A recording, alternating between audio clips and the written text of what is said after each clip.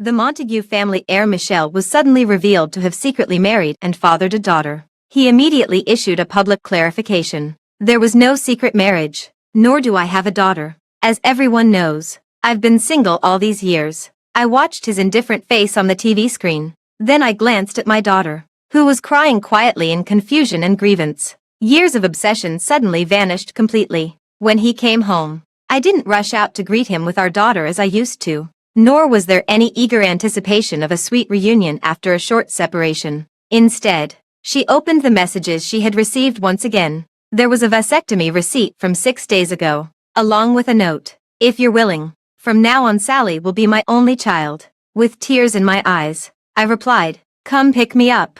I don't want to stay at the Montague house anymore. I looked at Michel's handsome yet cold face on the screen. For a moment, I felt an indescribable daze. He was known for his aloof nature and profound cunning, never revealing his emotions. Yet it wasn't as the outside world secretly speculated. He was an ascetic, self-disciplined workaholic. Michel had always been highly sensual, with strong desires in that aspect. Before his business trip, he ignored my tears and pleas. He tied my wrists with his tie, pinning me beneath him, and did it 4 times. Later, I couldn't resist biting the side of his neck. The teeth marks should still be there now. That navy blue tie with delicate patterns he was wearing. It was a keepsake I personally picked for our anniversary. This marks the 4th year of our marriage. We have an adorable daughter together. She just turned 3 years old. But now, my husband in name, Michel, just used the coldest and most solemn tone to publicly clarify before the media. No secret marriage,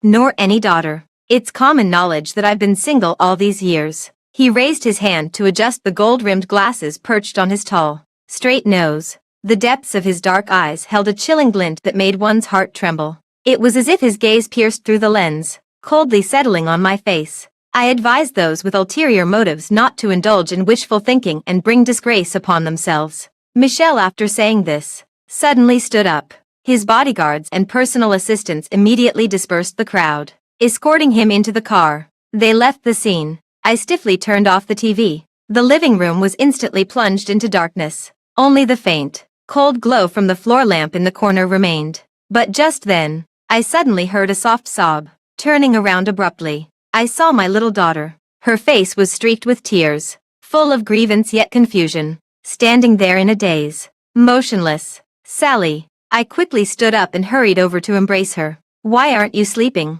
Why did you sneak downstairs? Sally buried her wet face against my chest. Her little mouth quivered as she asked me through sobs. Mommy, why did Daddy say he doesn't have a daughter? He doesn't have a daughter. Then what is Sally? My heart felt as if being twisted by a knife in an instant. Michel is usually stern and taciturn. Although he dotes on Sally, he spends little time at home and remains unsmiling. Sally, though she adored him, she still felt somewhat afraid of him. Because of this, her temperament became more sensitive than other children. When tears began to pour down once again, it was as if the stubborn determination that had been sustaining me all these years, suddenly, it dissipated, turning into dust. I gently touched my daughter's little face, wiping away the tear stains. Sally, do you want to leave here with Mommy? Then where are we going? Will you ever come home again? I lowered my eyes and smiled faintly. No, I won't. This isn't our home. I looked at Sally and answered her with utmost seriousness. This is your Uncle Michel's home. We've stayed for a long time and have already troubled him enough. So, it's time to leave here and return to our own home. Sally nodded with partial understanding, answering in a childish voice. Sally listens to Mommy. Wherever Mommy goes, Sally goes. Good girl. I carried her back to the room and lovingly kissed her little face. Sleep now. Mommy will stay right here with you. Sally fell asleep.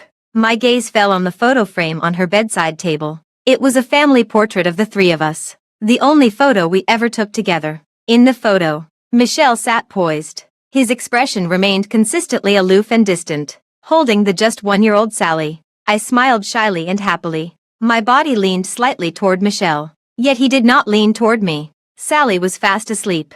I got up, took the photo frame, and quietly left the room. When I cut this photo, only then did I suddenly realize the gap left between our 2 bodies when we didn't touch back then. It was meant for today, so we could easily cut the photo along it. A week later, Michel returned from a business trip. By the time he returned, It was already 10 o'clock at night. In the past, no matter how late it was, my daughter and I would wait for him to come home. But tonight, Sally had already taken a bath and gone to sleep. I didn't go to the master bedroom but instead went to the guest room on the second floor. The familiar sound of the car engine came. I was standing on the balcony of my room, staring blankly at the message I received 6 days ago. That vasectomy consent form. Even now, opening it still makes my eyes sting with tears in an instant. Surely, if you're willing, just nod your head. I will treat Sally as my own. From now on, she will be my only daughter. No, my only child. I stared at those lines of text for a long time, until the screen automatically went dark, until Michelle's footsteps were heard coming upstairs, until he came down again from the third-floor master bedroom. He walked to the guest room where I was and stopped. Then, a knock sounded. Shirley, open the door. I hastily wiped away my tears and shoved my phone under the pillow. I'm going to sleep.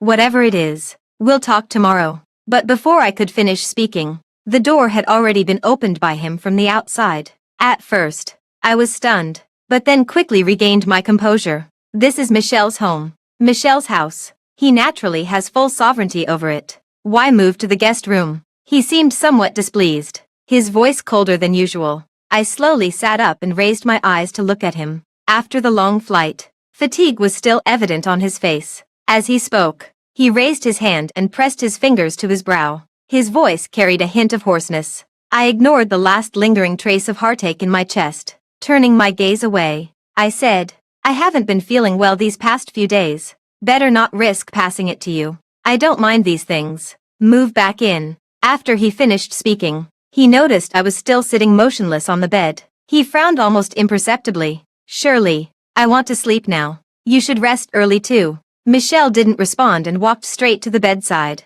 He bent down and actually picked me up in his arms. It's been a week. Don't you miss it? As he spoke, he lowered his head to kiss me, but I turned my face away to avoid it. He seemed somewhat surprised, and soon his expression turned displeased. Shirley, what are you sulking about? After 4 years of marriage, he had never been rejected by me. He had a high demand, except during my period or when he was on a business trip.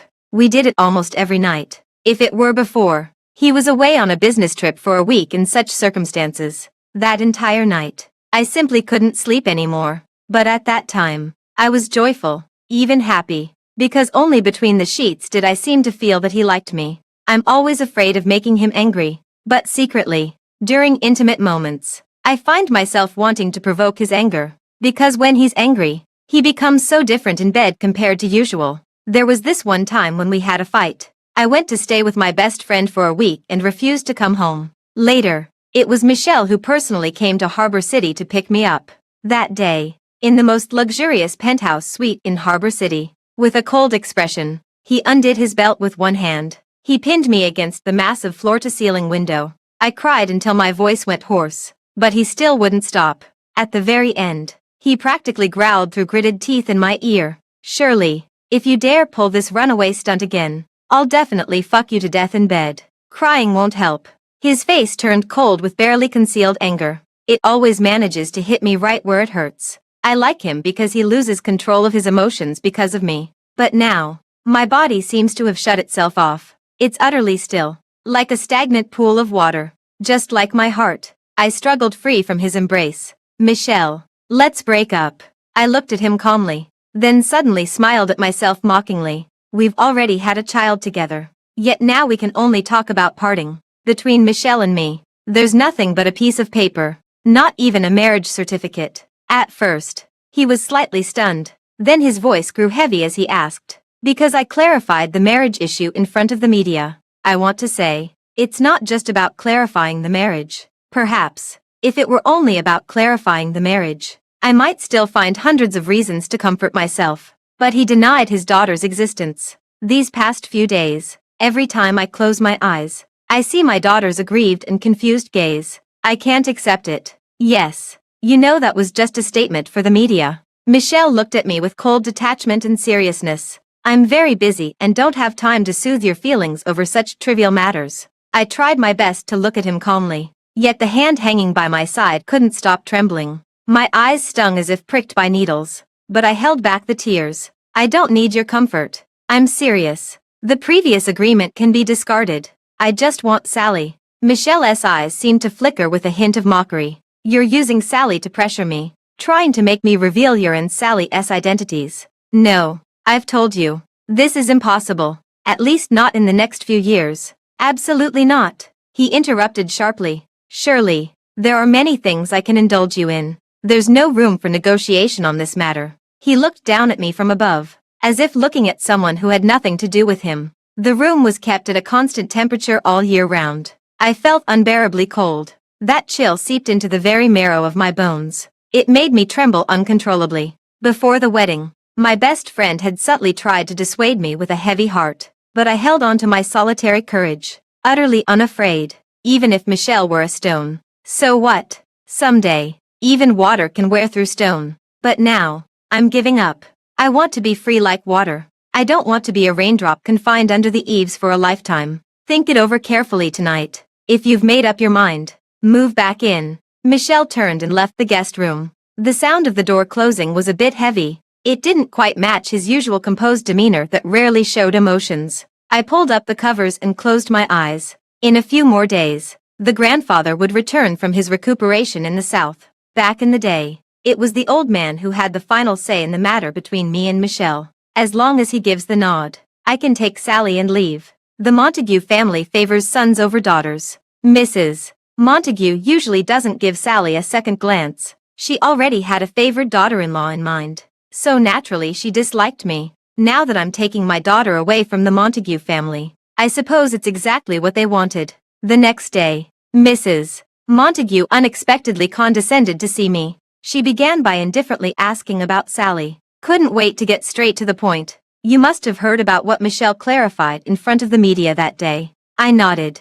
Mrs. Montague smiled, looking quite pleased. I didn't expect Michelle to actually go through with it this time. Honestly, nothing can be completely concealed. There have been rumors circulating over the years. But Michelle has always ignored it and never debunked the rumors. She raised her eyebrows slightly. Who would have thought this time? As soon as he learned about Moran's divorce, he immediately clarified the matter of marrying you. As she spoke, Mrs. Montague sighed deliberately again. But I never expected that he wouldn't even acknowledge Sally. This child is truly devoted. He's liked Moran since his teens, all the way until Moran got married. When he agreed to be with you, I thought he had moved on. I sat there quietly, yet a constant buzzing filled my ears. She was right. Previously, such rumors, Michelle never clarified. This was the first time he had gone to such lengths. What she said about Rose, I was aware of that too. That was Mrs. Montague's most favored candidate for a daughter-in-law. However, back then, she was already engaged early on and soon got married. Michelle showed no signs of abnormality during the few occasional encounters with her. I never associated the two of them together. Little did I know that Michelle had liked her for so many years. That's why he agreed to the grandfather's request to be with me in the first place. Just because the woman I loved got married. Surely, Mrs. Montague patted my hand with a smile. You've always been clever. You have no status or title, so it probably doesn't matter to you. But Sally, do you want her to live her whole life like you? Never seeing the light. Mrs. Montague left. The entire house fell silent. Under the flower stand, the sparse shadows of withered branches were cast. The withered petals were swept away by the wind, vanishing without a trace. I took out my phone and reopened those messages. I kept rereading the line. If you're willing, from now on Sally will be my only child. Tears slowly welled up as I replied to Killian. Come pick me up. I don't want to stay at the Montague house anymore. I didn't wait for the grandfather to return. I started packing mine and Sally's things ahead of time, preparing to move out of the Montague house. The servants were at a loss and quietly called Michelle. When he returned, the rental car driver was helping me with the last suitcase. Killian's plane will land in 3 hours. He will take me and Sally away from here forever. I lost my father in my early childhood, and I deeply understand the pain. A little girl without a father is always bullied and suffers more hardships. I watched Michelle get out of the car. His face was cold and stern, standing in the dark blue night. The eyes looking at me held not a trace of warmth. Sally seemed a little scared and clung tightly to my neck. I comforted her with a kiss and had the maid take her aside to play. Sally walked away, and only then did Michelle come to stand before me. He furrowed his brows tightly, yet the emotions in his eyes betrayed a hint of irritation. Surely, have I been too indulgent with you these past few years? I chuckled softly and thanked him. Thank you for taking care of me all these years. This is the truth. Apart from not loving me and our daughter, he hasn't treated us badly in any other way. Think carefully. If you leave the Montague family, you and Sally will be nothing at all. And if we stay with the Montague family, what are we then? What more could you possibly be dissatisfied with? Apart from a formal title, what haven't I given you that you wanted? Yes, I had him all to myself for 4 whole years. During those 4 years, he had no other women. We even had such an adorable daughter together. In this house, I am the madam that the servants address me as. But once I step outside these gates, I'm merely a plaything in the eyes of those society ladies and noblewomen. My daughter is nothing more than an illegitimate child who must remain hidden from the light. I can't even call her by her full name in public. I can't address her as Hui Yutong with both surname and given name. I don't want anything anymore. I just want to leave the Montague family, take my daughter and go. Is that okay? Surely. There are some things I'll only say once. Perhaps it was my obstinacy that finally provoked his anger. His tone became unprecedentedly cold and firm. Now, move your and your daughter's things back in. I'll pretend like nothing happened. What if I say no? He stared fixedly at me. Once you step beyond the Montague family's threshold, there's no coming back. As soon as he finished speaking, his phone suddenly rang. I saw him take out his phone and glance at it. His tightly furrowed brows seemed to relax slightly in an instant. He walked aside to answer the call. Faintly, I could hear his tone soften as well. Don't be afraid. I'll be right there. All right. Send me the address. 20 minutes. It'll be quick. Michelle hung up the phone and immediately headed towards the car. After a few steps, it seemed he suddenly remembered me. He turned back, glanced at me, and gave the servant a low-voiced order. Move their things back. Before I return tonight, the house must be completely tidied up. After speaking, his gaze returned to my face. You'll move back to the master bedroom tonight, and you're not allowed to go to the guest room anymore. I didn't say no, so Michelle thought I would obediently comply. He didn't linger any longer and immediately got into the car and left. The servant smiled and spoke to me. Madam, please go back to your room first. We'll take care of the luggage. As they spoke, they were about to unload my suitcase from the car, but I stopped them. No need. We'll be leaving right away. Madam, Mr. Michelle, please inform him when he returns. I lowered my gaze, concealing the last trace of moisture in my eyes. As he said, Sally and I will never set foot in the Montague family's doorstep again. Madam, how can this be? You know Mr. Michelle's temperament, he never goes back on his word. If you really leave now, what will you do in the future? And the young miss. After all, she's still the Montague family's young lady. The servants all tried to persuade me. I can tell they're sincere.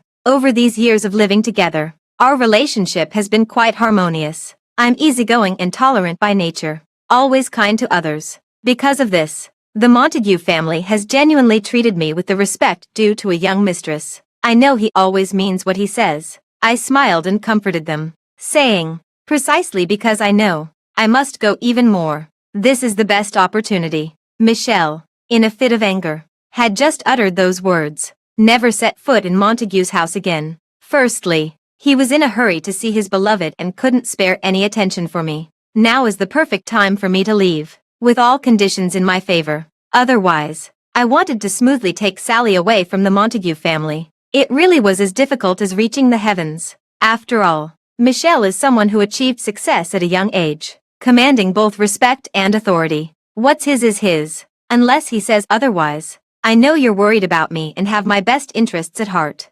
Madam, there should be no grudges between husband and wife overnight. Can't you and Mr. Michelle have a proper talk about whatever's troubling you? Actually, we can all see that Mr. Michelle cares deeply about you and the young miss. Yes, every time Mr. Michelle returns from a business trip, his first question is always asking where you are. I couldn't help but lower my eyes and smile. That man, arrogant, self-assured, domineering and chauvinistic. He has strong desires, yet never indulges in women. He even has quite a fastidiousness when it comes to women. That's why, all these years, I've been the only one for him. Because he knows my background. Because I'm clean and pure. The first thing he asks when he comes home is where I am. merely to relieve his desires as soon as possible. I no longer delude myself into thinking he has any affection for me. After all, men are different from women. They've always been clear about separating sex from love. Thank you for your kindness, but these things no longer matter to me.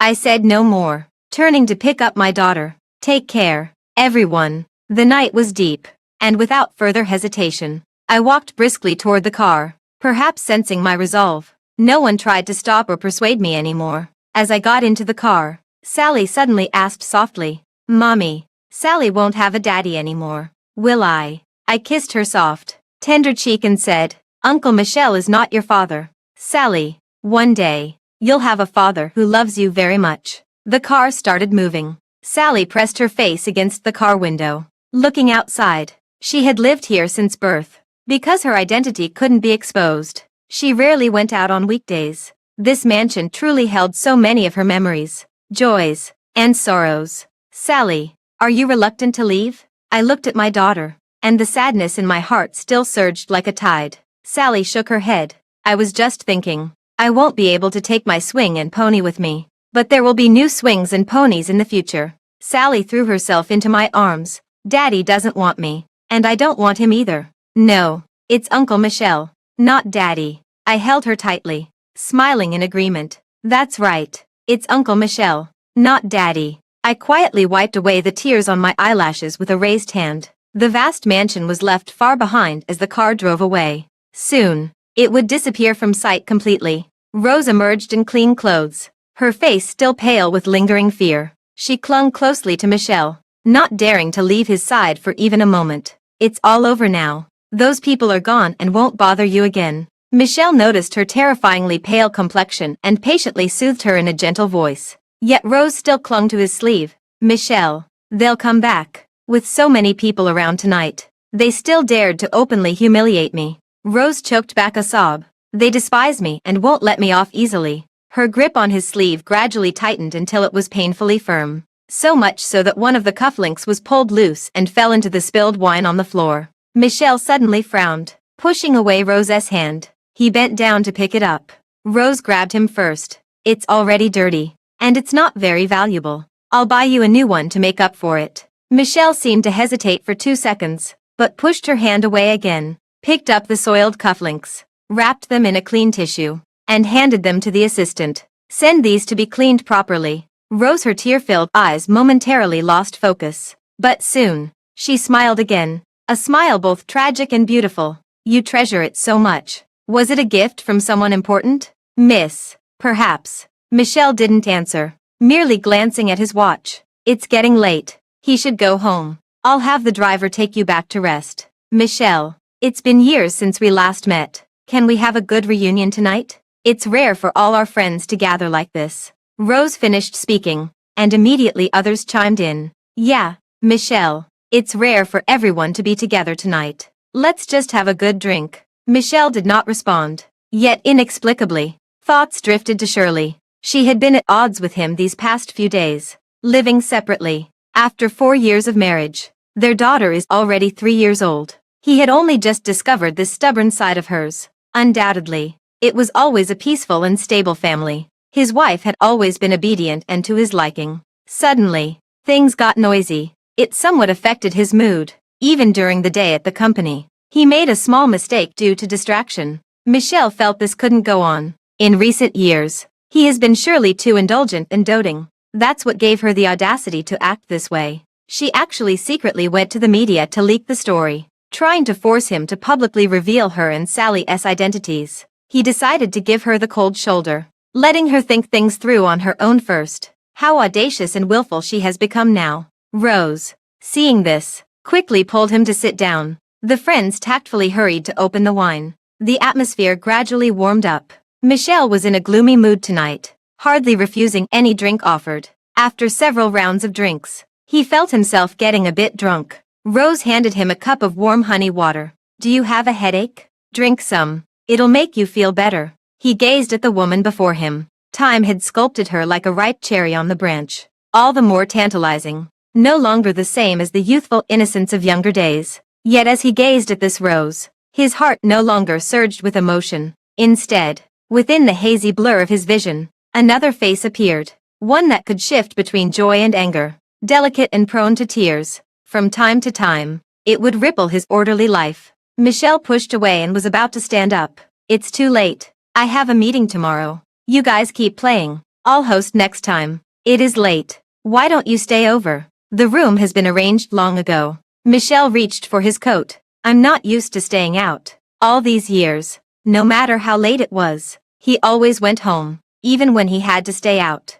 he would return to the nearest house. Rose bit her lip, on the verge of tears. Michelle, do you really not want to see me that much? That's not what I meant. Don't overthink it. I was really happy when you clarified those rumors before, but now it seems you don't actually dislike her that much. Michelle looked up at her. I just don't like people discussing my family and personal relationships. So, do you kind of like her? Michelle suddenly spoke in a chilling tone. Do you think I'm the kind of person who indulges in romantic relationships? His marriage and emotions are just like his life and career, meticulously planned.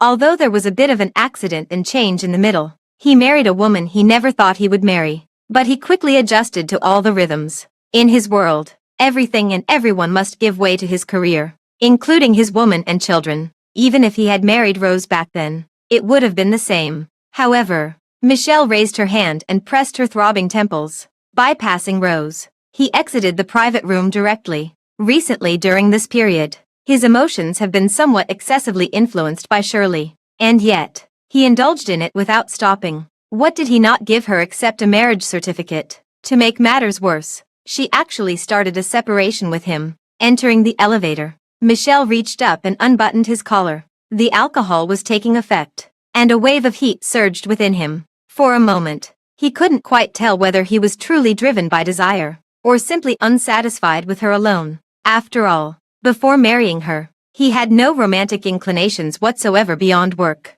The car pulled through the gate. The one who came out to greet him was still just the servant. Michelle patiently refrained from asking Shirley's whereabouts. Handing over his coat casually, he went straight upstairs. He first went to the guest room on the second floor, opening the door. Yet her figure was nowhere to be seen. Michelle felt a wave of relief, and his anger dissipated completely. It seems she was still obedient and clever, taking the initiative to soften her stance and step down. She moved back into the master bedroom. Since he obediently complied, he was also willing to give her a little reward. Perhaps he would consider changing that piece of paper agreement into a legal marriage certificate. Michelle went up to the third floor. The master bedroom door was tightly shut. In high spirits, he walked over and reached out to push it open.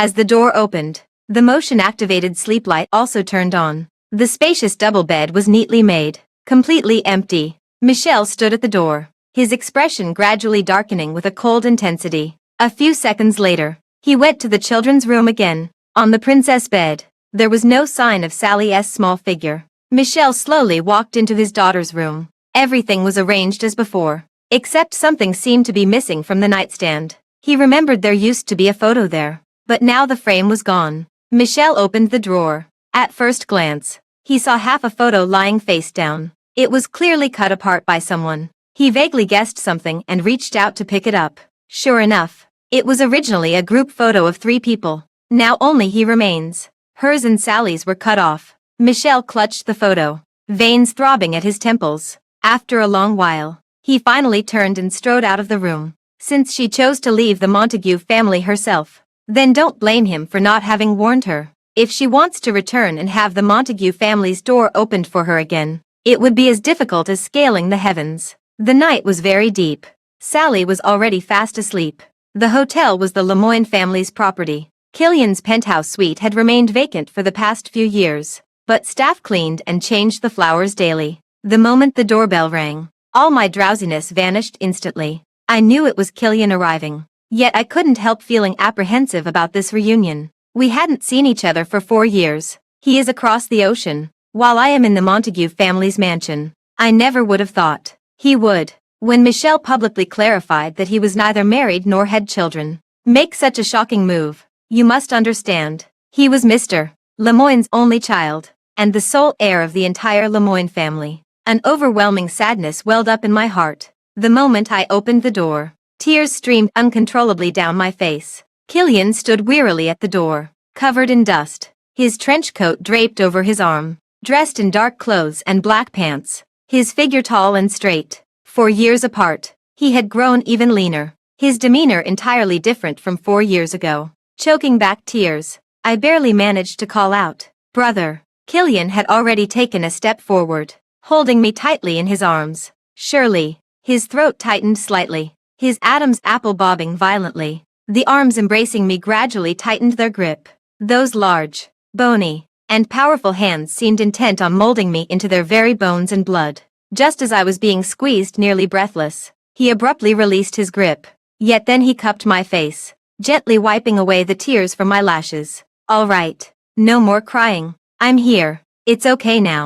Why did you have to undergo such a surgery, Mr. Lemoyne and Auntie? What about them?" I couldn't help but choke up again. Killian closed the door and leaned casually against it, looking at me. "Just worried about them. Of course. More worried about you." I looked at his gaunt face, feeling a dull ache in my chest. Even the smallest surgery is still surgery. Every surgery carries risks. He's an only child, unmarried and without children. What if something goes wrong? What are you worried about? Killian held my hand, but his gaze suddenly froze on my ring finger. In my memory, his eyes were always rippling with a radiant smile, but now they were clouded with shadow. Only then did I realize I hadn't taken off the wedding ring yet. The ring worn for 4 years had long become second nature. I'd actually forgotten to take it off. "Were you worried I might have an accident? Or that I might not be up to it in the future?" He curled his lips, looking at me with a faint, ambiguous smile, but the fingers holding my hand were gradually tightening uncontrollably, even trembling. "Brother." I was somewhat surprised. In my memories, Killian wasn't like this. "Surely, don't call me that. I don't want to be any brother." He held my hand and pressed my palm against his face. "You know, I never wanted to be your brother. We never had much blood relation to begin with. It's just that when my father was still alive, the two families could still get along and visited each other often. Later, my father passed away early, my mother fell ill, and the family declined. My grandfather took me in and raised me, and the Lemoyne family gradually lost contact. But Killian kept writing to me and would fly to see me whenever he had a holiday, until he was sent abroad to study. Mrs. Lemoyne told me tactfully that the Lemoyne family had chosen a suitable fiancé for him from their own social circle. I'm a grown woman now, and there should be boundaries between men and women. I can't be as naive as I was in childhood, clinging to Killian all day long. Back then, I was young and impulsive, and my feelings for Killian were just a vague affection. How could I withstand such words from elders? Without hesitation, I severed all ties with Killian. Later, my mother and grandfather passed away one after another. Before the elderly man passed away, relying on past kindness, he entrusted me to the grandfather. During those years living with the Montague family, I was at the age when a young girl begins to dream of love. After spending day and night together, I naturally fell for the handsome and composed Michel. The grandfather, who valued loyalty and affection, personally settled the matter between me and Michel after my graduation. I still remember it clearly. At the moment he nodded, my heart pounded like a drum, yet my face flushed crimson with shyness. 4 years have passed in the blink of an eye. After all the twists and turns, everything returns to where it began. Things that were never meant to be yours aren't worth forcing. As tears fell again, Killian suddenly lowered his head and kissed away the tear stains on my face. "Surely, let's get married. From now on, Sally will be my only child. What Michel doesn't acknowledge or want, Killian, will take." I gazed into his eyes, dazzlingly bright, like molten glass. It scalds my face. My heart is also pounding fiercely, yet inexplicably, I feel at peace. The distant days of youth come rushing back. Countless times I fell sound asleep on his back. Countless times I leaped into his arms with eyes closed. Countless times I entrusted my hand to him with peace of mind. Countless times I cried uncontrollably, only willing to be soothed by him. Until the end, in the all-night downpour, he stood outside his grandfather's yard, the entire night. But back then, my pride was greater than the sky. I stubbornly refused to open the door and see him. "Killian, give me a little more time. At the very least, wait until I've explained things clearly to the grandfather. After all, Sally carries the blood of the Montague family. I want to take Sally's custody, but it still requires the grandfather's approval." "Okay, no matter how long it takes, I can wait." Media captured Michelle having a private dinner with friends. Rose stood by his side, laughing so hard she nearly toppled over. He was reaching out to help her. The paparazzo's composition and lighting were both excellent, making the two appear perfectly matched as a couple. It actually caused quite a stir on social media. Not long ago, he had just publicly and seriously debunked the rumors in front of the media. Now, this photo seems more like another form of clarification and a slap in the face. My phone kept buzzing with incoming WeChat messages and calls, but I didn't reply or answer any of them. After leaving Sally's kindergarten, I went to the mall again. Killian brought very expensive gifts for both Sally and me. Anyway, I have to return the favor. Just as I was about to enter that luxury brand store, I came face to face with Pearl and a few of her close friends. I gave a faint nod and was about to walk past them into the store. Pearl called out to me, "Shirley." She looked rather smug, unlike how she'd meekly called me sister-in-law in front of Michelle. "Need something? Seen the news?" Pearl tilted her chin up, unable to suppress the smile at the corner of her lips. "Don't you think my brother and Moran make a perfect match?" I nodded. "Absolutely." Pearl was stunned. "Shirley, indeed. Back when she secretly Michelle to bully and mock me, I always get so angry that I can't help but secretly cry with red eyes. According to her expectations, I should be like that by now. Is there anything else? Have you lost your mind? If my brother and Moran get back together, the Montague family will have no place for you. Aren't you jealous? Don't you feel envious?" I calmly looked at Pearl and said, "The Montague family never had a place for me or Sally, did they? You, well, at least you know your place." Pearl said it, but the expression on her face didn't seem as pleased as before. I ignored her and turned to enter the store. I had been to this store a few times before and was familiar with one of the sales associates. I wanted to look at cufflinks, and she immediately brought out several new styles. They were all in the style I used to buy for Michelle. I stared at the cufflinks before me, and my mind wandered for a fleeting moment. That day, he wore the tie and cufflinks I had bought for him.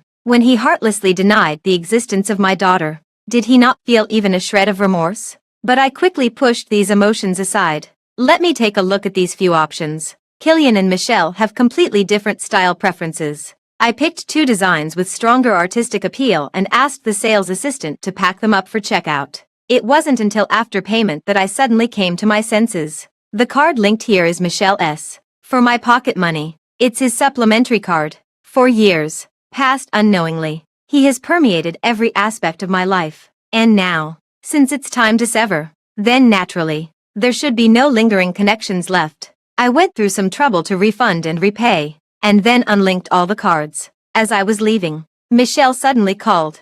I thought for a moment, then answered the call. "Did you buy something and then return it?" He got straight to the point. I honestly replied, "The wrong card was swiped." So I changed to another card to pay. There was silence on the other end of the line for several seconds. When he spoke again, his voice was quieter. "That card was meant for you to use all along. Now it's no longer needed. Shirley, how much longer do you plan to keep fighting with me?" I weakly curled my lips. "I'm not messing with you, Mr. Michelle. I've already left the Montague family, so I have nothing to do with the Montague family anymore." "Are you sure?" "Yes." The call was abruptly disconnected. I stood there for a moment, then blocked and deleted all his contact information. After returning to the hotel, first, I gave Sally a bath and put her to sleep.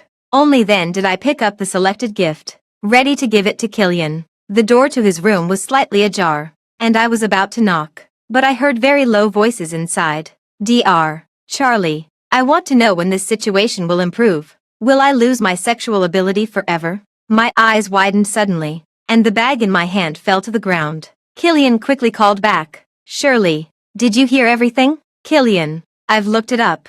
That kind of surgery isn't supposed to affect that, is it?" Killian remained calm. "There are exceptions to everything. Maybe I'm just unlucky." I was so anxious that tears kept falling. "What should we do now? What did the doctor say?" The doctor didn't have a conclusion either. Just said I should find a girlfriend and try again. I instantly lowered my eyes and pursed my lips tightly. Killian gave a nonchalant smile. "Don't overthink it. It's nothing serious." "How can this not be serious? We've managed year after year without doing it before." But what?" Killian suddenly took a step closer. "Shirley, if you're worried about your own future happiness, I'd be very happy If it's something else, I really don't care. You know, I've always been like this since childhood. Cold-blooded. Selfish. Except for matters concerning you. Nothing else matters to me. He gently touched my face. Don't you dare pity me, Killian said. Then put on his coat and walked out. I need some quiet time outside.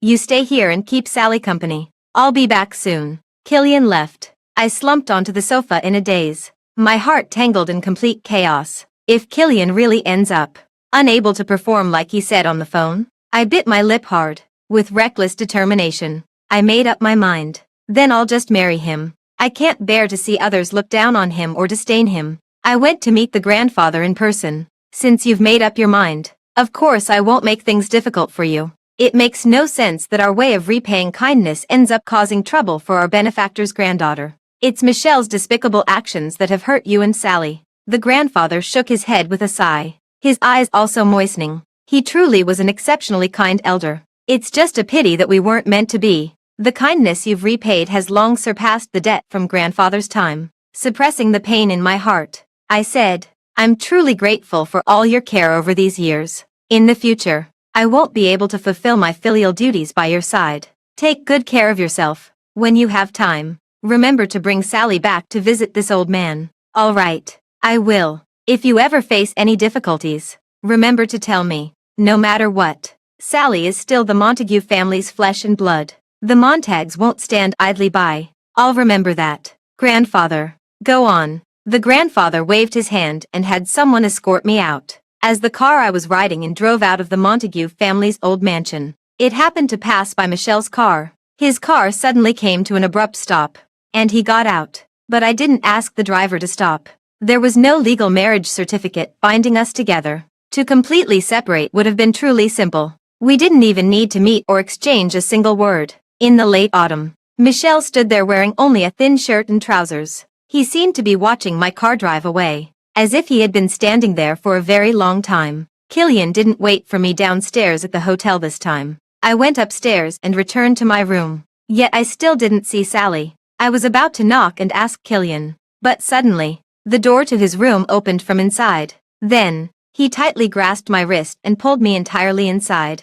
Killian, Sally, where did she go? Why are you so feverish? I tentatively reached to touch his forehead, but Killian pushed me straight onto the large bed. His forehead was covered in fine sweat, yet his eyes were crimson red. Don't worry, Sally is at my place. Surely, I took a pill today. A scalding forehead pressed against my cheek and the side of my neck. It burned like lava pouring from a volcano. It's reacting. I'm feeling terrible now. Surely, Killian, his dry, scorching lips found mine and immediately pressed tightly against them. Yet he clumsily didn't know how to proceed further. It seemed the effects of the drug were hitting him hard. Sweat beaded layer after layer on his forehead. I keenly sensed that astonishing reaction, hotter than his body temperature, pressing against my soft abdomen. Killian. I had just softly called his name. His lips and tongue took advantage of the opening. My damp fingers were tightly pressed against the bed by his grip. He kept calling my name,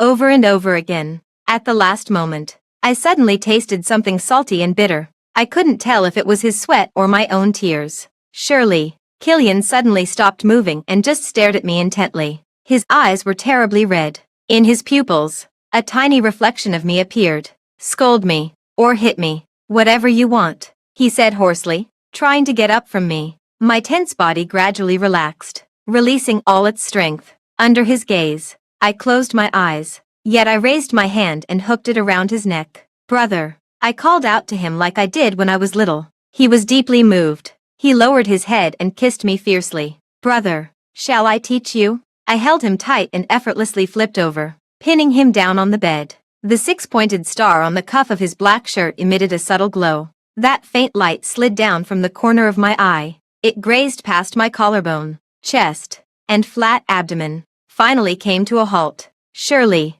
Killian murmured, his eyes burning with passion. It almost stretched into a sea, engulfing both of us. I bit down on his shoulder, stifling my scream. White flashes danced before my eyes. My body was lifted again as he carried me into the bathroom. Killian bathed me, and when the soap was rinsed from my body, he suddenly lifted me onto the bathroom counter. Then, in front of me, he slowly knelt down. Surely, I'm afraid I might not be able to make you comfortable. So, can we start like this first? He looked up at me. I didn't dare meet his gaze, shaking my head with eyes closed in bashfulness. Yet he still grasped my ankle, slowly parting them. Dawn was approaching. I leaned on Killian's shoulder, my breath as faint as a wisp. How many pills did you actually take? Killian answered somewhat guiltily. 1. In truth, he hadn't taken any at all. He just took a few cold showers to make himself feverish. But this secret, he wouldn't let anyone know. I don't believe it. I weakly slapped him. You're not allowed to take medicine anymore. Killian held me and carried me off the soaked bed, then lay back on the sofa. He obediently agreed with me. On the other hand, they began to stir restlessly again. Surely, the effects of the drug don't seem to have worn off yet. I'm not doing this anymore. But I'm really suffering. If you don't let me take the medicine next time, I definitely won't be able to perform again. So, let me have my fill this time. My heart softened, and he seized the opportunity immediately. Surely, does the medicine make you feel really good? I responded groggily, nodding absent-mindedly. Does it feel better than with him? I felt as if I were floating on clouds. My mind completely blank. I think so too. He's 3 years older than me. Men start declining once they hit their 30s. Not like me. Killian suddenly stopped speaking, and I was so comfortable that I forgot to press further. Surely, at the most intense moment, Killian whispered seductively in my ear, let's get our marriage certificate tomorrow. We'll go at dawn. Okay. I didn't intend to agree so quickly, but if I didn't agree, Killian wouldn't give it to me. In the end, I could only nod with a choked voice. All right. We'll go get the marriage certificate at dawn. Michel learned this news from Pearl. He didn't sleep a wink in the old house, only closing his eyes as dawn approached. His mood was unprecedentedly low. He never expected that Shirley would actually take Sally away. She even bypassed him and went straight to his grandfather. And to his surprise, his grandfather agreed, allowing her to take Sally's custody. What he never anticipated was, the person who tipped off the media turned out not to be Shirley.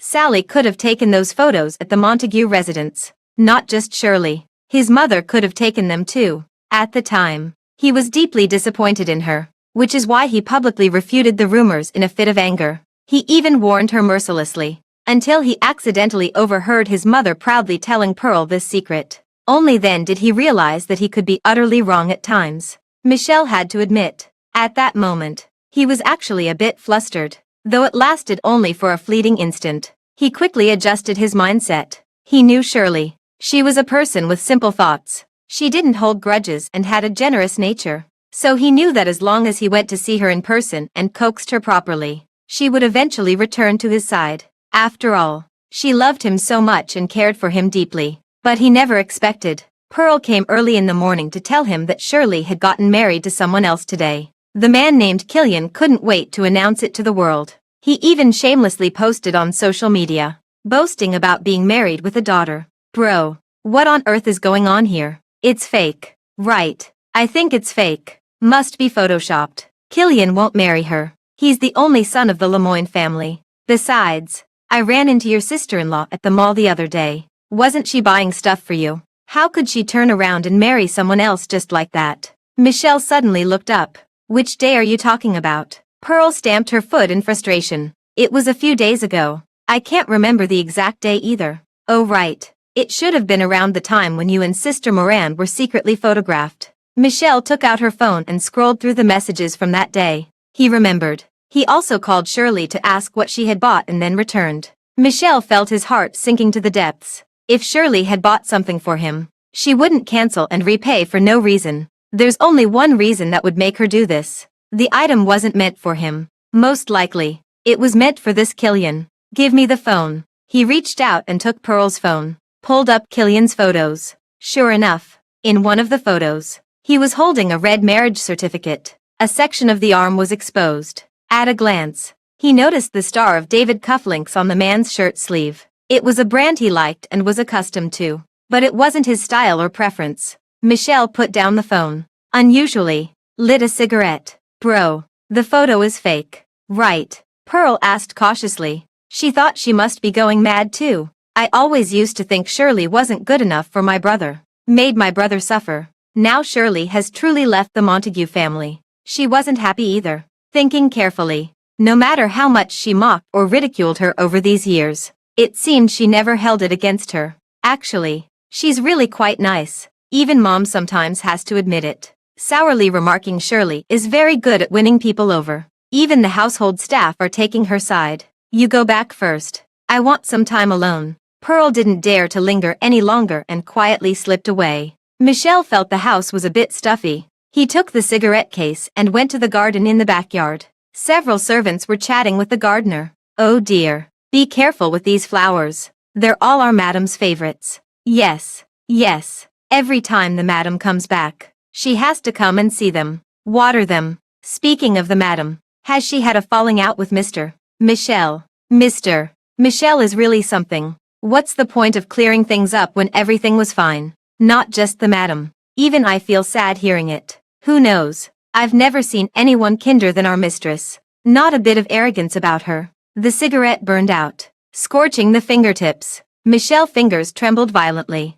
A piece of ash drifted down, quickly scattered by the wind. The voices of those people gradually faded into the distance. Michelle gazed at the withering flower branches in the garden. Winter is approaching. These flowers won't bloom again until next year. But those who have left, who knows if they'll ever return? And he had even lost the courage to ask. It was the 5th year since marrying Killian. I finally convinced him to have another child. The Lemoyne family was in complete turmoil over his refusal to have children. Mrs. Lemoyne cried a river of tears. She held my hand countless times, wiping away her tears, saying she should have known it would come back to this after all the twists and turns. We shouldn't have been separated back then. Finally, our son is willing to get married. Yet he got a vasectomy and refuses to have children. He's dead set on treating someone else's daughter as his own flesh and blood. Her heart felt as if it were being twisted by a knife. The pain unbearable. I was actually quite embarrassed and didn't know how to comfort her. Killian told me to ignore her. She looks down on the poor and fawns on the rich. Breaking up lovers. She deserves this. I'm not having kids anyway. Whoever wants to can go ahead. Is having children some kind of blessing? If it were truly good, people would be rushing to do it without being urged. One trip through the gates of hell is enough. Besides, I have Sally. She calls me Dad. That makes her my daughter. In the future, everything from the Lemoyne family. I'll give it all to her. I couldn't help but laugh. Wouldn't that be letting the Montague family off too easily? Killian pulled me down onto the bed. Who's getting the better deal here is quite clear. After all, the one who's still single now isn't me. My heart filled with sweetness as I nestled against his chest and kissed his chin. But I want to have a baby with you. Killian, promise me. Okay. No. I made a promise to you and Sally. I'll only have her as my child. But Sally also wants a little brother or sister. I kissed him and coaxed softly. Honey, please. Just one. Think about it. Sally is a girl. When we're no longer around someday, she'll be all alone. What if someone bullies her? Killian seemed to be softening. I turned on the charm, pulling out all the stops to persuade him. Killian couldn't resist my persistence and finally agreed. He went through the surgery to reverse the procedure again. We soon had a baby. Also a daughter. Looking just like Killian. Stunningly beautiful. Killian loved her dearly. But he still loved Sally a bit more. The Lemoyne family was overjoyed from top to bottom. Madame Lou was quite greedy and privately urged me to have more children. She said the Lemoyne family had plenty of money and could afford to raise 8 or 10 children. I was too embarrassed to tell her. The day after the child was born, Killian went back into the operating room. Later, when we shared a room, Killian was quite worried. I'm in my 30s now. Not as young as before. I wonder if I'll still be able to after this surgery. I teasingly asked him with a smile. Want to take a pill? He coughed lightly. Should I try first? I couldn't help but burst into laughter, collapsing onto the bed in fits of giggles. A vasectomy consent form from 6 days ago. And one sentence. I looped my arms around his neck, tilting my face up to plant a kiss. All right. I won't laugh at you. He cupped my face in his hands, suddenly speaking with utmost seriousness. Shirley, I love you very much. Yeah, I know. What about you? I gently bit him. I love you too. A long, long time ago. A long, long time later. The end.